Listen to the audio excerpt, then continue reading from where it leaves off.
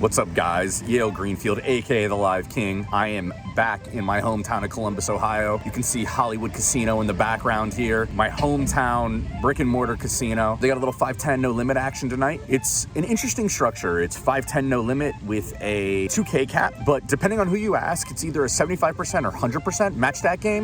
So if someone gets 5K in play, someone else, if it's assuming it's 100%, someone else can put 5K in play. Button straddle is allowed. So the game can get pretty big depending on what kind of cast of characters you get in the game. I know a lot of the regulars, usually it's a combination of regulars and some people you just don't recognize who are passing through. Hoping to get in the action, hoping to have a little bit of fun. Always good to try to book a win in your hometown. Let's get it.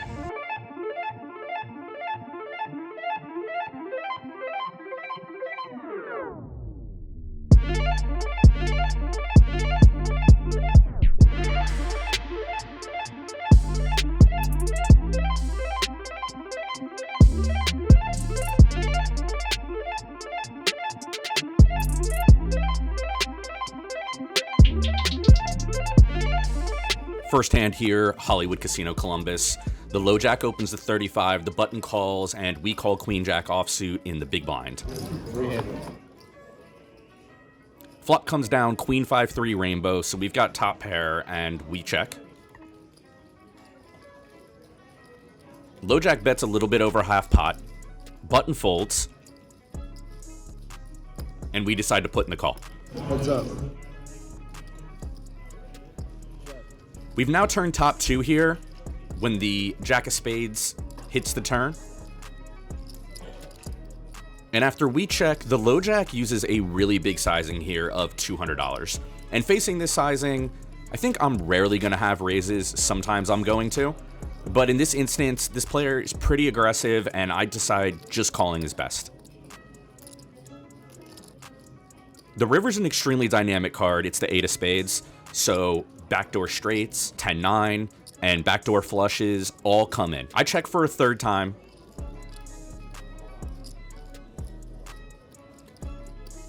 And the low jack, who is a pretty aggressive player over a tiny sample, bets a very large size again. So big size on the turn and 600 into 630 on the river. I feel like my hand's just a little too strong against this guy to just be folding. But a lot of times this is going to be a good hand. We put in the call. And he reveals king 10 offsuit for a busted open-ended straight draw, and we drag a banger single raise pot, $1,830 to start off the session here in my hometown of Columbus.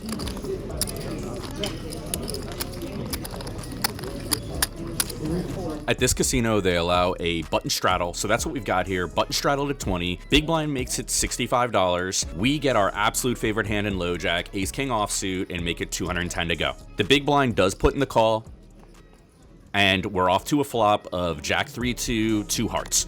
We do have the ace of hearts in our hand. It's a key card here. So when he checks it over to us, I'm thinking if we start betting now and he does call on the turn, if a heart hits, we can start representing the flush. So I go with $145 here, about 1/3 pot, and he quickly folds. Nice small pot for us. We don't actually have to worry about bluffing on future streets. Button straddle is on once again here, and the small blind completes 20, the big blind completes 20, and we peel ace jack offsuit in the low jack, make it $100 to go. The button in this hand is the same guy that we picked off earlier when he tried to bluff the king 10 against us. He's gonna put in the call. Let me sweat, Vince. So what happens? Don't let him sweat, Vince. Come on, guys. Oh, I'm just fucking around. Oh. There's a little bit of banter here. I'm just playing around. The guy who asked for the sweat that's not in the hand is a local pro named Quinn. He's a very good player, and I'm just playing with him when I say don't show him the hand. He's already too good. Regardless of that, small blind calls, big blind calls. We've got a 4-way pot here, and we flop top pair. When it's checked to us, I go for a bet of $150. The button, who is pretty sticky and a tough opponent, makes the call. Big blind calls as well. The turn's a banger. We've got trips, best kicker. Big blind checks, and I'm thinking this absolutely has to be a bet here. We got to continue to protect. against 10-9, 9-7, 7-5, all these different hands, and I shoot out 525. Big tank from the sticky button here. Both players fold. Damn, you let him steal your money like that? Quinn tosses in a little needle, and another pot for us. We're running very, very well today. Yeah, a good hand. It's gonna remain a mystery. I did have a good hand. I don't doubt you had a good hand. I basically had top 2 pairs. YOLO. YOLO. The effective top 2. Yeah, the effective top.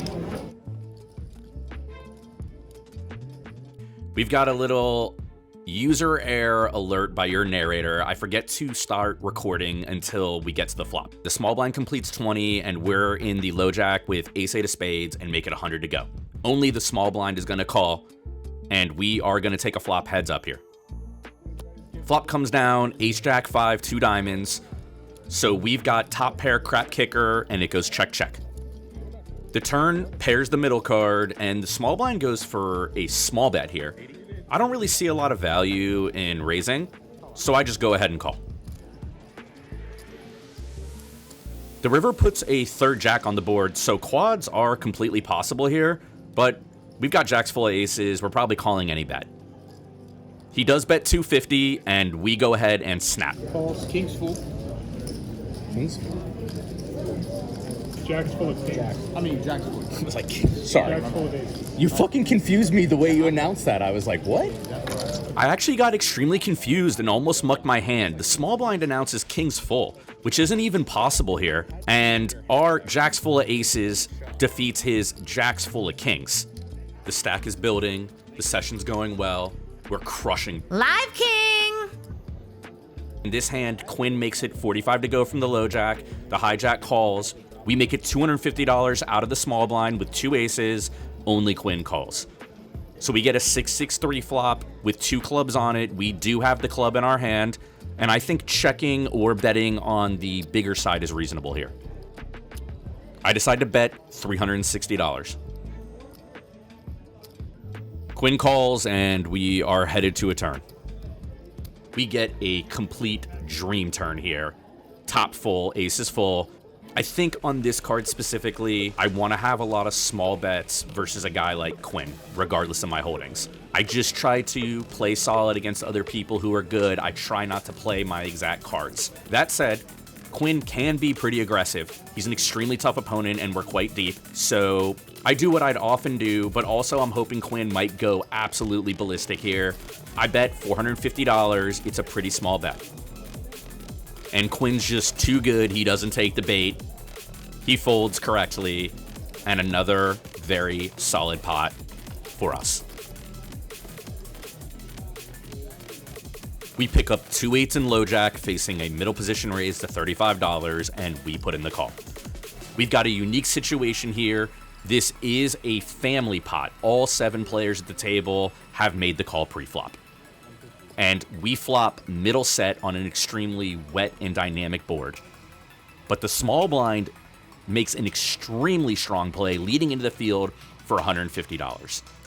Now, typically in 7-way pots, even with a hand this strong, I'm going to proceed with caution. The big blind puts in the call, middle position puts in the call. I decide to just call. God, you love to see it. This is amazing. It's an all-time hands. I mean, it's an all-time hands. Absolutely amazing. Apparently, my opponents don't realize it, but this is in fact not a bomb pot. But on the turn, a flush comes in, and when it checks to us, I also check. Hijack now bets $320. The big blind's going to deliberate for a little bit, considering his options, and he is going to put in the call. At this point, I don't expect that I'm ahead anymore, but we always have the chance to fill up. This is an amazing game. I don't even care what. This is an amazing game. So I take a price and put in the call, and I think I'm going to need to improve here. The river's a brick, and when it checks to us, we decide to check.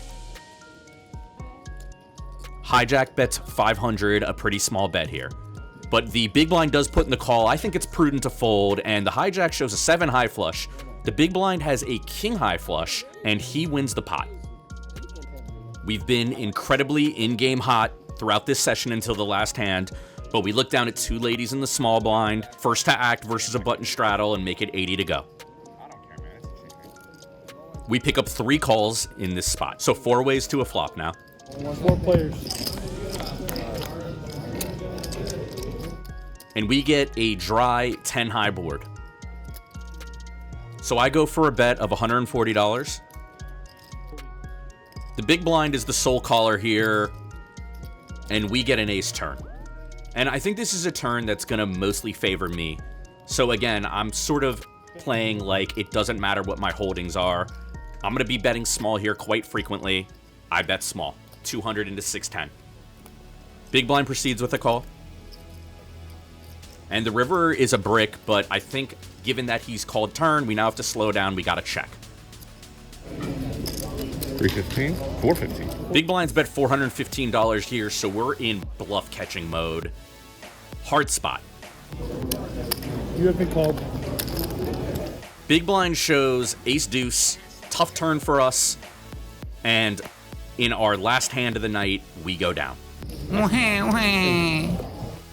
right, guys, recap time here. I'm here in the courtyard of my apartment building. It was a pretty stress-free, relaxing session here in my hometown of Columbus. Game had pretty good action, pretty soft, pretty splashy. People were not scared to get in there. It turns out the game was a 100% match to stack game, so if somebody had $6,000 in play and a new player sat down, that player could buy in for $6,000. So that's kind of a cool feature. Just generally enjoyable. Everything was really smooth and well run for the night. Played with one local pro who I'm very familiar with, a couple other regulars who I've played with over the years, and then some randoms. So it was a nice smattering of people. Somehow did manage to get into it with somebody, which is just a little annoying. I've been on such good behavior recently. Maybe it's coming back to Ohio. I don't really know. Somebody triggered me, got me going a little bit. We got in a little back and forth, and you know, these things happen. Sometimes it makes people uncomfortable. It didn't make me uncomfortable. I think the guy was fine. We just sat down and proceeded to battle. So no big deal there. I don't know. Maybe it's something about being back in Ohio. Maybe I'm more zen in LA or Vegas, but probably not. Probably just sometimes the personalities collide, you know? A final tally for the day, in for 3,200, out for 5,549.